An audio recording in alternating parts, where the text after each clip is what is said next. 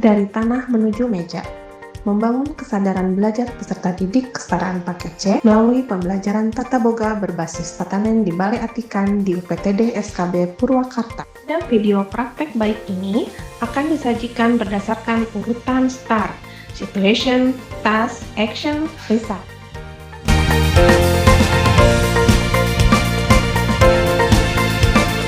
Kondisi real pembelajaran. UPTD SKB Purwakarta mengelola peserta didik yang sangat heterogen. Ada remaja yang sesuai dengan usia sekolah, ada remaja yang putus sekolah karena ekonomi, ibu rumah tangga yang ingin memiliki ijazah SMA, hingga pekerja pabrik yang membutuhkan legalitas pendidikan. Kesamaan di antara mereka adalah mereka telah lama meninggalkan budaya belajar yang terstruktur. Belajar dianggap sebagai beban dan bukan kebutuhan. Permasalahan yang ada yaitu sebagian besar peserta didik kesetaraan datang dengan mindset yang pragmatis. Mereka merasa sekolah hanya formalitas untuk mencari kerja. Motivasi belajar mereka seringkali berada di titik nadir. Mereka merasa tua, gagal, atau tidak pintar dan tidak mampu. Inilah hambatan terbesar dalam proses transformasi ilmu. Dunia pendidikan non-formal memiliki tantangan yang unik.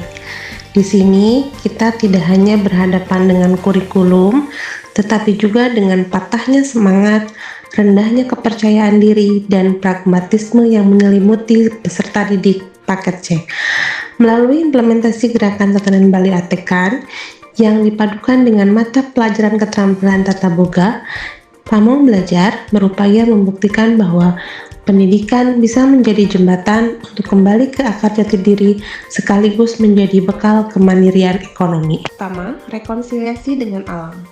Implementasi praktik baik ini dimulai dengan membawa para peserta didik keluar dari ruang kelas tata boga menuju lahan kosong di lingkungan sekolah. Di sana kita melakukan banyak hal, dimulai dari belajar mengenal jenis tanah, belajar bagaimana cara menanam, menyemai benih sayuran, ataupun palawija. Selama dalam proses pengembangan pembelajaran, peserta didik diajarkan tentang kemandirian. Kami tidak menggunakan pupuk kimia mahal, melainkan mengolah kompos dari limbah sekitar. Ini materi bukan lagi berasal dari teks di buku paket, melainkan kotoran yang menempel di tangan, keringat yang menetes, dan kebahagiaan saat melihat tunas pertama muncul dari tanah. Proses ini mulai meruntuhkan tembok apatisme mereka, ataupun peserta didik mulai rajin datang ke SKB bukan hanya untuk absen, tapi untuk menyiram harapan mereka yang sedang tumbuh di lahan.